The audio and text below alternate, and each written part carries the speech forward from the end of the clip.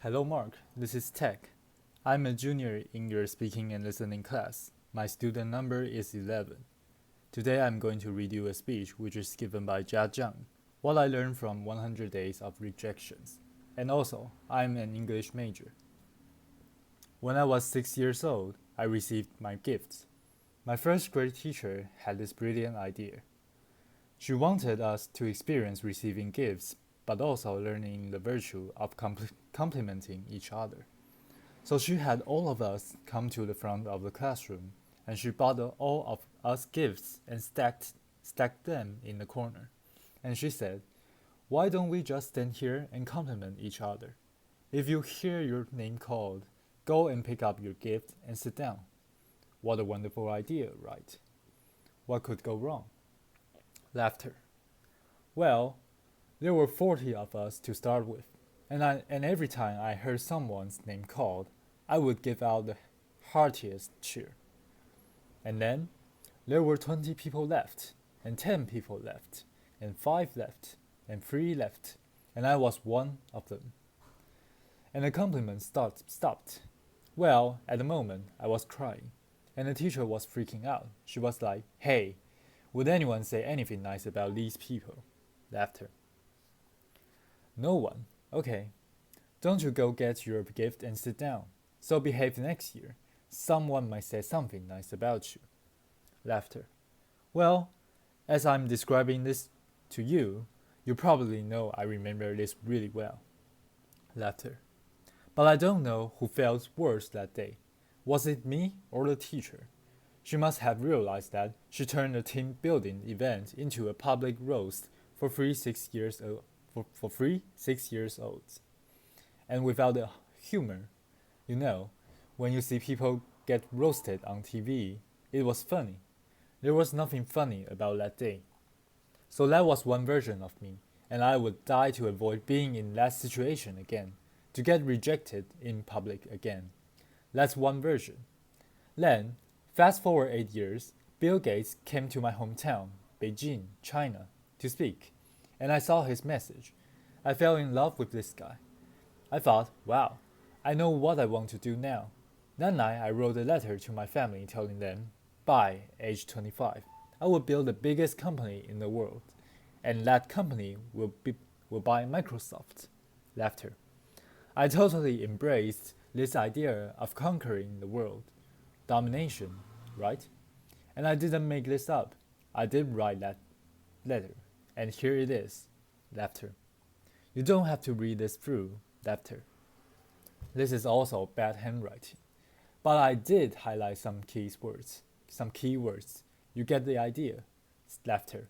So, there was another version of me, one who will conquer the world.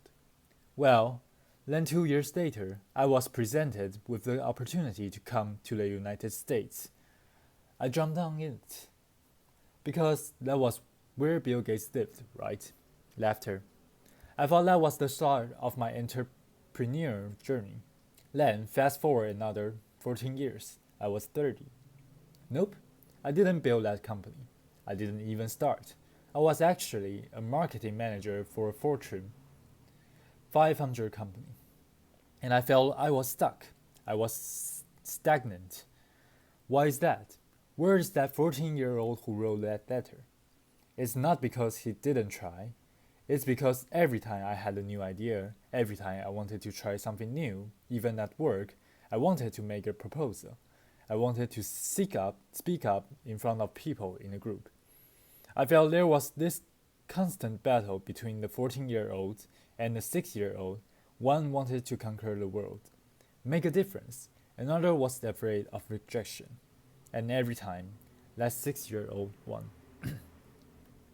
And this fear even persisted after I started my own company. I started my own company when I was 30. If you want to be Bill Gates, you've got to start sooner or later, right? When I was an entrepreneur, I was presented with an investment opportunity, and then I was turned down. And that rejection hurt me. It hurt me so bad that I wanted to quit right there. But then I thought, hey, would Bill Gates quit after a simple investment rejection? Would any successful entrepreneur quit like that? No way. And this is where it clicked for me. Okay, I can build a better company. I can build a better team or better product. But one thing for sure, I've got to be a better leader. I've got to be a better person. I cannot let that 6-year-old keep dictating me my life anymore. I have to put him back in his place. So this is where I went online and looked for help. Google was my friend. Laughter. I searched. How do I overcome the fear of rejection? I came up with a bunch of psychology articles about where the fear and pain are coming from. Then I came up with a bunch of rah-rah inspirational articles about don't take it personally, just overcome it. Who doesn't know that? Laughter. But why was I still so scared? Then I found this website by luck. It's called rejectiontherapy.com. Laughter. Rejection therapy. Was this game invented by a Canadian entrepreneur? His name is Jason Comedy. And basically, the idea is for 30 days you go out and look for rejections. And every day get rejected at some time, at something. And then, by the end, you desensitize yourself from the pain. And I love that idea. Laughter. I said, you know what? I'm going to do this. And I'll feel myself getting rejected 100 days. And I came up with my own rejection ideas. And I made a video blog out of it. And so here's what I did. This is what the blog looks like. Day 1. Laughter. Borrow $100 from a stranger. So this is where I went to where I was working. I came downstairs and saw this big guy sitting behind a desk. He looked like a security guard. So I just approached him. And I was just walking, and that was the longest walk of my life. Hair on the back of my neck, standing up. I was sweating and my heart was pounding.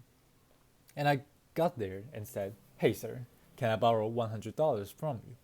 Laughter. And he looked up. He's like, no, why? And I just said, no, I'm sorry. Then I turned around. I just ran. Laughter. I felt so embarrassed, but because I filmed myself. So that night I was watching myself getting rejected. I just saw how scared I was. I looked like this kid in The Sixth Sense. I saw dead people. Laughter. But then I saw this guy. He wasn't menacing. He wasn't that menacing. He was a chubby, lovely guy. And he even asked me why. In fact, he invited me to explain myself. And I could have said many things. I could have explained. I could have negotiated. I didn't do any of that. All I did was run. I felt, wow, this is like a microcosm of my life. Every time I felt the slightest rejection, I would just run as fast as I could. And you know what? The next day, no matter what happens, I'm not going to run. I'll stay engaged.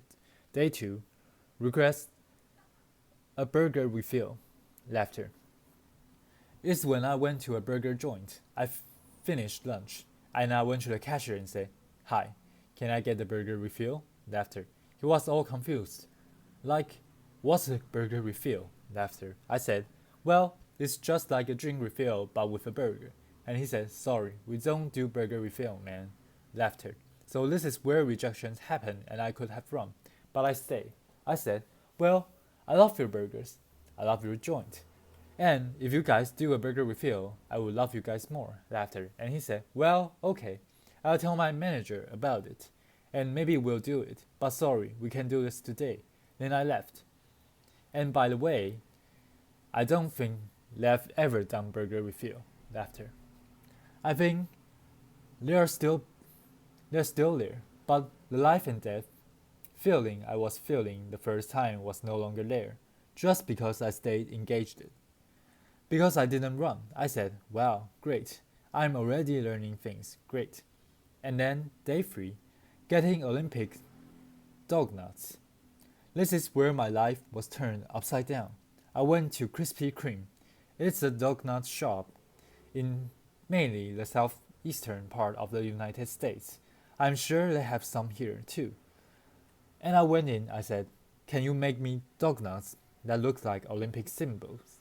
Basically, you interlink 5 donuts together. Donuts. I mean, there's no way they could say yes, right? The donut maker took me so seriously. Laughter. So she put out paper, started jotting down the colors and the rings, and it's like, how can I make this? And then 15 minutes later, she came out with a box that looks like an Olympics rings. And I was so touched. I just couldn't believe it. And that video got over 5 million views on YouTube. The world couldn't believe that either. Laughter.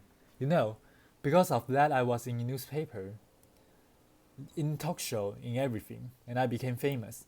A lot of people start writing emails to me and saying, what you're doing is so awesome.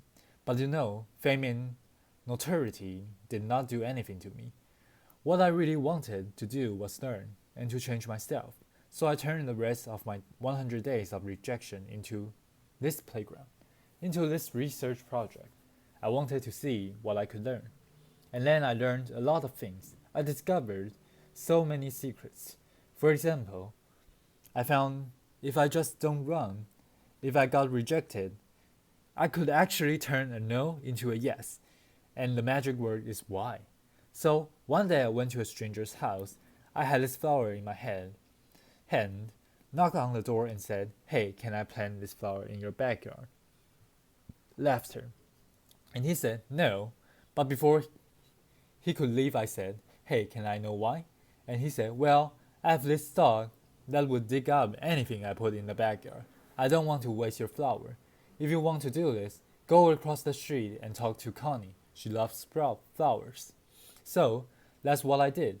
I went across and knocked on Connie's door, and she was so happy to see me. Laughter. And then, half an hour later, there was this flower in Connie's backyard. I'm sure it looks better now. Laughter. But had I left after initial rejection, I would have thought, well, it's because the guy didn't trust me. It's because I was crazy. Because I didn't dress up well. I didn't look good. It was none of those. It was because what I offered did not fit what he wanted, and he trusted me enough to offer me a referral. Using a sale terms, I converted a referral. Then one day, and I also learned that I can actually say certain things and maximize my chance to get a yes. So for example, one day I went to a Starbucks and asked the manager, hey, can I be a Starbucks greeter? He was like, what's Starbucks greeter? I said, do you know those Walmart greeters? You know, those people who say hi to you before you walk in the store and make sure you don't steal stuff. Basically, I want to give a Walmart experience to Starbucks customers. Laughter. Well, I'm not sure that's a good thing actually. Actually, I'm pretty sure it's a bad thing. And he was like, oh, yeah, this is how he looked. His name is Eric. And he was like, I'm not sure. This is how he was hearing me. Not sure. Then I asked him, is it weird? He's like, yeah, it's really weird, man. But as soon as he said that, his whole demeanor changed. It's as if he is putting all the doubt on the floor. And he said, yeah, you can do this. Just don't get too weird. Laughter. So, for the next hour, I was the Starbucks greeter. I said hi to every customers that walked in and gave them holiday cheers. By the way, I don't know what your career trajectory is. Don't be a greeter. Laughter. It was really boring. But then I found I could do this because I mentioned. Is that weird? I mentioned the doubt that he was happy. And because I mentioned, is that weird? That means I wasn't weird. That means I was actually thinking just like him, seeing this as a weird thing. And again, I learned that if I mentioned some doubt people might have before I asked the question, I gained their trust. People were more likely to say yes to me. And then I learned I could fulfill my life dream by asking, I came from 4 generations of teachers, and my grandma has always told me, hey, Jia, you can do anything you want, but it would be great if you became a teacher. Laughter. But I wanted to be an entrepreneur, so I didn't. But it has always been my dream to actually teach something. So I said, what if I just ask and teach a college class? I lived in Austin at the time. So to I went to University of Texas in Austin and knocked on professor's door and said, "Can I teach your class?" I didn't get anywhere the first couple of times, but because I didn't run, I kept doing it. And on the third try, the professor was very impressed. He was like, "No one has done this before." And I came in prepared with PowerPoints and my lesson. He said, "Well, I can use that. Why don't you come back in the 2 months? I, I'll fit you in my curriculum." And 2 months later, I was teaching the class. This is me. You probably can see. This is a bad picture, you know. So sometimes you get rejected by lighting, you know. Laughter. But well, when I finished teaching that class, I walked out crying because I thought I could fulfill my life dream just by simply asking. I used to think I had to accomplish all these things, have to be a great entrepreneur or get a PhD to teach, but no, I just asked, and I could teach. And in that picture, which you can see, I quoted Martin Luther King Jr. Why? Because in my research, I found that people who really change the world, who change the way we live and the way we think, are the people who were met with initial and often violent rejections. People like Martin Luther King Jr., like Mahatma Gandhi, Nelson Mandela, or even Jesus Christ. These people did not let rejection define them. They let their own reaction after rejection define themselves, and they embraced rejection. And we don't have to be those people to learn about rejection. And in my case, rejection was my curse, was my boogeyman. It has bothered me my whole life because I was running away from it. Then I started embracing it. I turned that into the biggest gift in my life. I started teaching people how to turn rejections into opportunities. I use my blog, I use my talk, I use the book I just punished, and I'm even building technology to help people overcome their fear of rejection. When you get rejected in life, when you are facing the next obstacles or next failure, consider the possibilities. Don't run. If you just embrace them, they might become your gifts as well. Thank you. Applause.